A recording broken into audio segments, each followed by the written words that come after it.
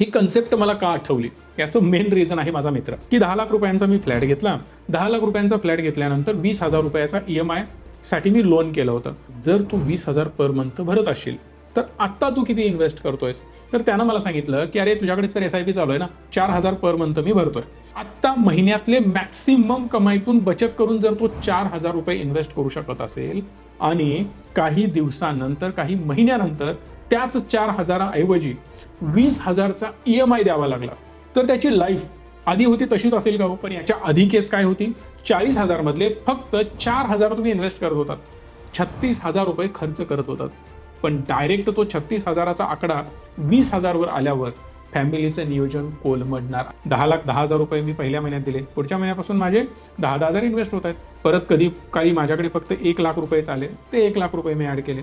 तर 4 वर्षानंतर जर इथं तुम्ही बघितला ना तर माझ्याकडे 33 लाख रुपये जमले.